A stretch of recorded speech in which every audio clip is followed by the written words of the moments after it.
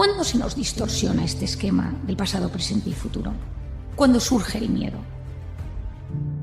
Todos nosotros tenemos miedos a ciertas cosas que nos pueden suceder o que nos pueden volver a suceder. Algo que nos sucedió en la infancia, en la juventud, y que uno de repente se queda reactivado o en estado de hiperalerta por ese trauma que sucedió. Otras veces son miedos al futuro, a que nos pasen cosas malas, y ese tema del miedo nos tiene en estado de alerta mantenido.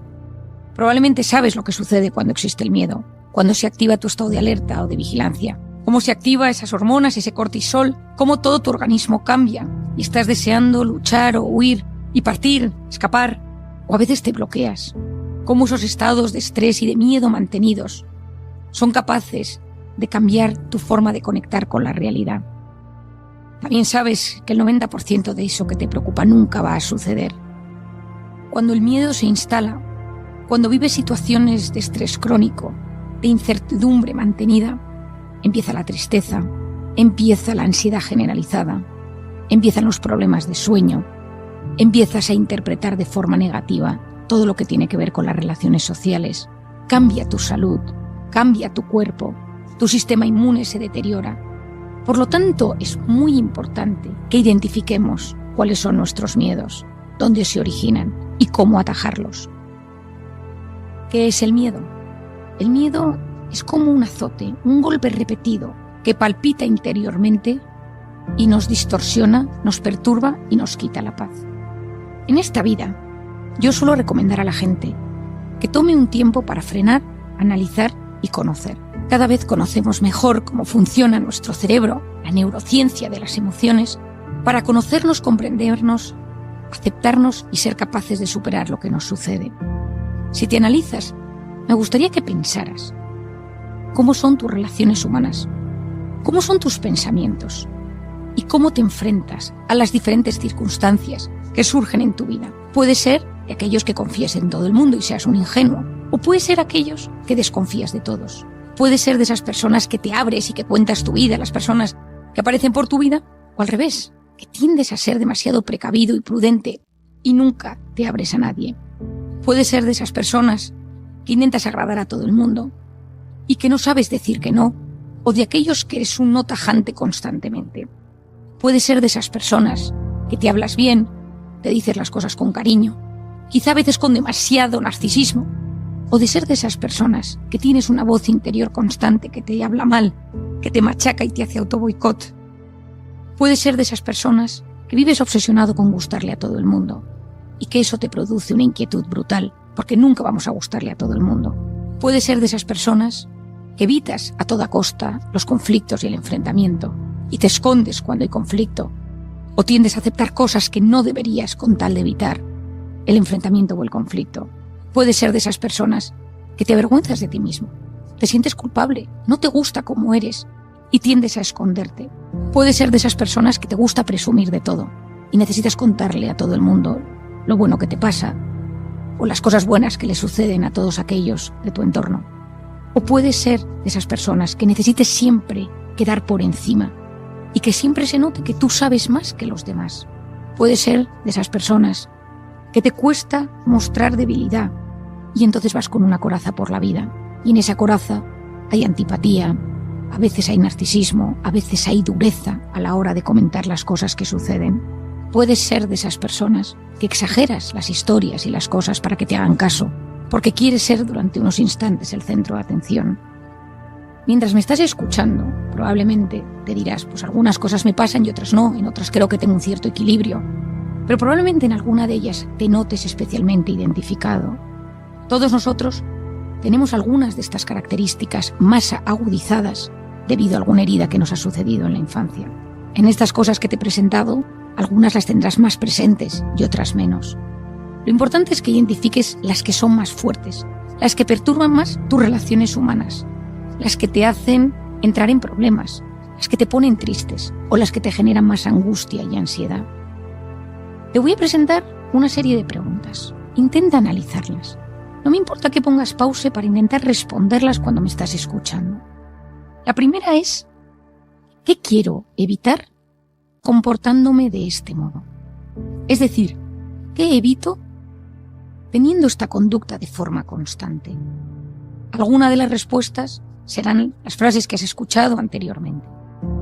Intenta responderlo con sinceridad. La segunda pregunta es: ¿qué tengo miedo a perder? Todos tenemos miedos a perder cosas. ¿Qué tienes miedo a perder? La tercera: ¿de qué te estás defendiendo? ¿Hay algo de lo que te defiendes? ¿De alguna persona? ¿De algún recuerdo? ¿De algún trauma? ¿De qué te estás defendiendo? La cuarta: ¿qué imagen desastrosa sale de tus pensamientos sobre ti? Todos tenemos esa imagen horrible que nos surge de vez en cuando sobre nosotros mismos. Que nos pillen en algo, que nos vean, que nos humillen, que todos tenemos. ¿Cuál es la tuya? En esos momentos que estás angustiado, agotado, triste, solo, ¿cuál es esa imagen desastrosa? Me quedo solo, me abandonan. Identifícala. En definitiva, quinta pregunta: ¿cuál es tu miedo? ¿Dónde se origina tu miedo?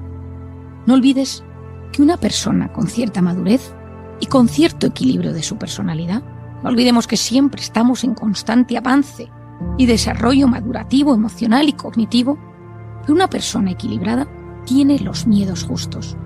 Una persona inestable, una persona herida, una persona inmadura tiene grandes miedos que le bloquean y le impiden conectar de forma sana con su presente. Muchas veces, cuando tenemos miedos, nos planteamos delante del miedo de dos maneras. Una es un choque directo. ¿Me da miedo el fuego? Pues entonces tengo que ponerme a encender cerillas constantemente. Nos enfrentamos a los miedos de forma tan directa que lo que sufrimos es un mayor bloqueo y nuestros miedos se incrementan. En otros casos, lo que hacemos es evitar a toda costa ese miedo. Si me da miedo las agujas, jamás me hago pruebas médicas. Si me da miedo las alturas, no subo jamás en un ascensor a un edificio alto. Si me da miedo volar, no cojo un avión. Si me da miedo hablar en público, dejo de hablar en público, cualquier cosa que tenga que ver con ello. Y uno se autodefiende diciendo: si es que a todo el mundo le pasa algún miedo, es mucho mejor dejar y evitarlo a enfrentarme a ello y sufrir más. La clave es identificarlo, intentar entender si hay un origen. Y cuando uno tiene ese origen, intentar sanarlo. A veces hay que hacer una aproximación progresiva, uno lo puede hacer solo, pero otras veces es necesario un profesional que te ayude a erradicar los miedos. Hay miedos directos que uno sabe ponerle nombre y apellido, y hay miedos difusos, donde uno nota que son circunstancias sociales, personales, afectivas, mucho más difíciles de identificar en forma de palabras y de describirlo de forma clara. ¿Cuál es el problema del miedo? El miedo lo que hace es que no interpretas la realidad como es. Cuando uno tiene miedo, cuando uno está en modo alerta, en modo supervivencia, en modo incertidumbre, la realidad la interpretas de otra manera. Ves la realidad como algo sin solución. Nadie me entiende, esto no se va a solucionar nunca, no hay esperanza. Esto es algo muy típico y se ve muchas veces en consulta. Uno ve la realidad de forma mucho más radical, polarizada, extremista. Uno está mucho más intenso, dramático. Esto forma parte de vivir con miedo. A uno le cuesta mucho distinguir lo accesorio, lo fundamental, lo que puede posponer. Cuando uno tiene miedo, la corteza prefrontal, esa famosa corteza prefrontal, funciona peor. Cuando uno está en modo supervivencia, la corteza prefrontal, que es la que nos ayuda a pensar, a dilucidar, a posponer la recompensa, a planificar, esa se bloquea. Y por lo tanto, uno razona peor. Uno no distingue lo accesorio de lo fundamental. Uno no sabe dónde encontrar la verdad de las cosas y sufre mucho más porque entra en modo instintivo. Cuando uno vive con miedo, con incertidumbre, los pensamientos negativos, obsesivos, rumiativos se instalan en nuestra mente. Y parece que somos incapaces de ilusionarnos, somos incapaces de hablar de cosas que nos alegren la vida. Cuando uno tiene miedo, esa interpretación de las cosas afecta a cómo nos relacionamos con los demás. Porque cuando nosotros nos hablamos desde el miedo, interpretamos que las personas nos están hablando mal. Esto es curiosísimo, son estudios publicados hace poco tiempo.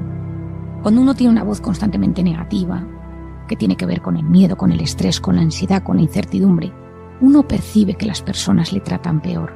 Haz un análisis si últimamente consideras que la gente en tu entorno no te trata como te gustaría. Piensa si tú estás pasando un proceso negativo, si te has instalado en el miedo, en la incertidumbre, si estás atravesando un momento de gran angustia o de ansiedad. Y así entenderás que tu interpretación no está siendo la adecuada. A lo largo de los últimos años he leído mucho sobre la ansiedad, sobre el miedo. He investigado a escritores y divulgadores de todo tipo hablar sobre estos temas. Me interesa muchísimo saber cómo el miedo impacta en nuestro sistema inmune, en nuestra psicología, en nuestras relaciones humanas, en nuestros telómeros. Leí hace poco un libro de Rossini que también hablaba de estos miedos. ¿Cuáles son los 5 principales miedos que existen? Para mí, existen 5 grandes miedos. El primero es el miedo a causar decepción. El miedo a decepcionar a las personas que están cerca de nosotros. Esto puede venir porque hemos vivido una biografía, una infancia marcada por los conflictos. Y yo decido ser complaciente y adaptarme y ser siempre buena persona, buen chico, buena chica para no generar más problemas. También suele haber habido una historia de críticas con mucha dureza, donde me quieren si me porto bien, donde se ha sufrido mucha frialdad y mucho rechazo. Y entonces yo no quiero decepcionar a nadie. Y lo que intento es constantemente complacer a las personas de mi entorno, intentar que estén contentos con mi comportamiento.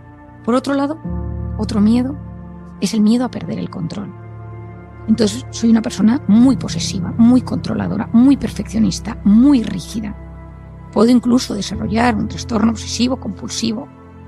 Tengo siempre el freno de mano puesto. Me obsesiona mi seguridad, la de los míos. Y me cuesta confiar en las personas porque creo que nadie controla las situaciones como yo. Puede haberte sucedido que te han manipulado en algún momento, donde te hicieron daño, abusaron de ti, y en un momento donde tú bajaste la guardia, te hicieron mucho daño. Y por lo tanto, tú quieres tener el control de todo para que nada te pase. También puede suceder que en la infancia hayas vivido con muchísimo...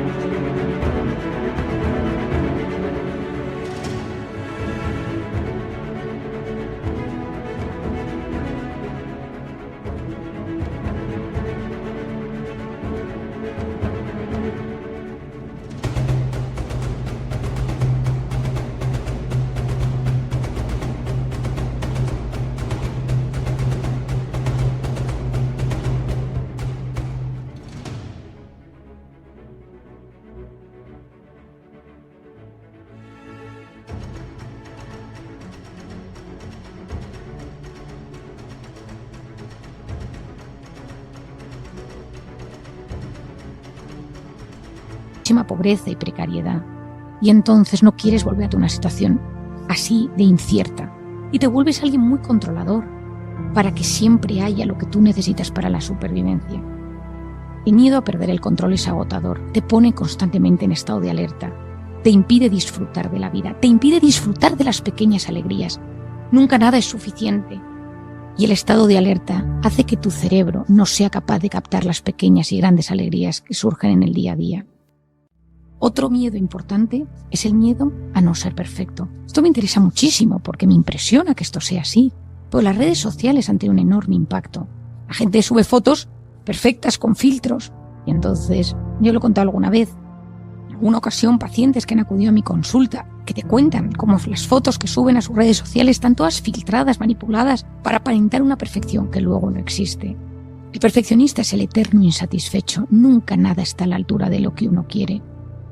Una de las cosas que nos perjudica profundamente con el perfeccionismo y con el miedo a ser perfecto es que siempre vamos a fallar, porque no existe nadie perfecto, no existe nada que sea constantemente y crónicamente perfecto, y vamos a caer, y esas caídas duelen muchísimo.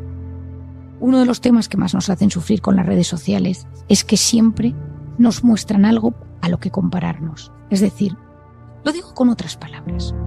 Si hay algo que nos hace profundamente infelices en esta vida, es el compararnos constantemente con las personas. Las redes sociales son un espejo comparativo. Gente más guapa, más deportista, que come mejor, que tiene mejor casa, que viaja más que tú, sus hijos son más guapos, más educados. Todo es mejor que lo tuyo. Si no eres capaz de identificar cómo esa comparativa te recuerda constantemente que no eres suficiente, esto es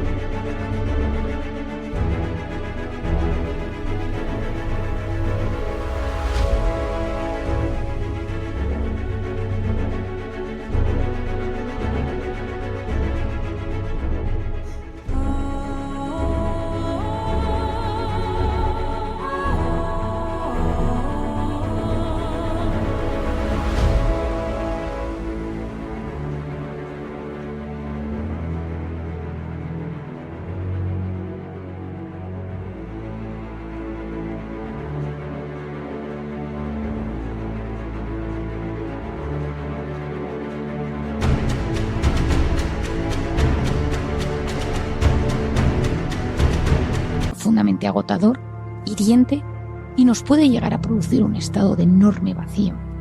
A veces ese miedo a no ser perfecto viene que te han comparado toda tu infancia. Tu hermano era más listo, este primo.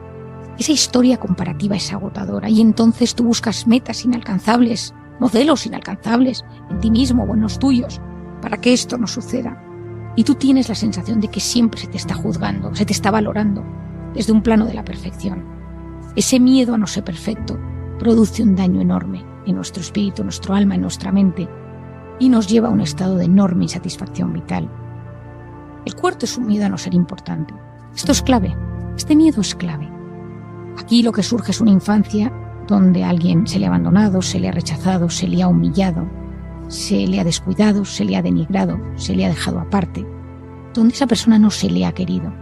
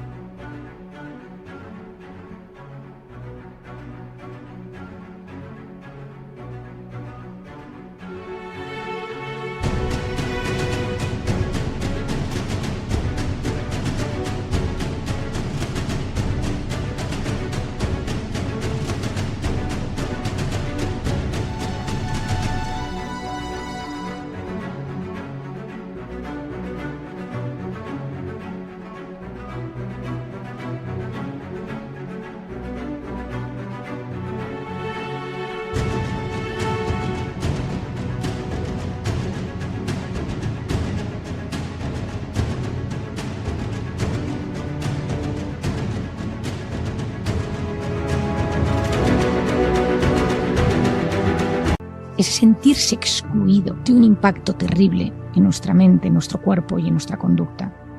Aquí, ¿qué pasa? Que tengo que complacer a todos, tengo que gustar, manipulo los relatos. Quiero que siempre la gente piense que yo tengo algo interesante que decir, que puedo ser el centro de atención. Yo decido lo que digo, cómo lo digo, para que la gente perciba en mí algo. En el fondo lo que estoy intentando recibir son migajas de afecto, que no dejen de quererme. Esos microabandonos, esos momentos donde no soy importante, donde siento que me dejan, sufro muchísimo. El miedo a no ser importante en una sociedad que muchas veces va a lo suyo, individualista, egoísta, hace mucho daño. Hay gente en consulta con este miedo que me dice: Marian, es que me siento muy solo, muy sola, nadie me hace caso. Y hago todo lo posible porque la gente me perciba. Y a veces me invento historias, cuento, narro, relato cosas que no me han sucedido. Pero quiero que la gente me haga caso. Mucho cuidado con este miedo, con este dolor que nos perjudica y nos hunde. Y finalmente el miedo a sufrir. El miedo a sufrir es terrible, pero todos sufrimos. La vida es una gran batalla. No conozco a nadie que no esté librando una batalla en un tema de su vida. No conozco a nadie que no sufra por algo que le perturba profundamente. No conozco a nadie que no tenga algo que le preocupa enormemente. A veces son macro batallas, otras veces son micro batallas. El más rico, el más guapo, el más estupendo, el más conocido. Todos tenemos cosas que nos preocupan, heridas sin resolver, miedos de futuro, de presente, de pasado, que no acaban de solucionarse. ¿Qué pasa cuando yo no quiero sufrir? Cuando yo me resisto a sufrir, busco vías de escape. Cuando yo noto que voy a sentir soledad, me voy a sentir mal, me voy a sentir angustiado, me vado en las redes sociales, en Tinder, en comida rápida, el tipo de comida inflamatoria, en el alcohol. Busco vías de escape que palíen ese miedo a sufrir. A veces esas historias, esos miedos a sufrir vienen de historias de gran sufrimiento, donde uno se ha visto muy mal, donde uno se ha hundido porque le han hecho muchísimo daño y no quiere volver a sufrir. El haber sufrido y no haberlo sabido integrar en nuestra mente de forma adecuada produce un estado de hiperalerta donde uno realmente sufre con el simple pensamiento de saber que puede existir otro sufrimiento. En consulta hay gente que me dice: Marian, yo ya he sufrido tanto que yo ya tengo mi cupo de sufrimiento, no volvería a sufrir. Me han pasado tal cantidad de cosas malas. Me cuesta a veces decirles con suavidad que llegarán otras, pero que en el interín, en el tiempo intermedio, hay que recuperarse para que cuando lleguen esos sufrimientos tengamos las herramientas necesarias para sufrir. Si escuchando este capítulo has identificado algunos de tus miedos, te recomiendo que lo vuelvas a escuchar con un papel y boli y que apuntes cosas que se te van surgiendo en tu mente. Te animo a seguir indagando y si ves que hay algo que realmente te bloquea, que te está impidiendo tener una relación sana con tu pareja, con las personas de tu entorno, con tu trabajo, con tus no parejas porque caes y recaes en historias que no te convienen, no tengas miedo a acudir a alguien que te pueda ayudar, a alguien que te ayude a identificar el origen para que tengas los miedos justos. Todos tenemos miedos, pero los miedos que tengas, seas capaz de gestionarlos de una manera que no te bloqueen y te impiden sacar tu mejor versión.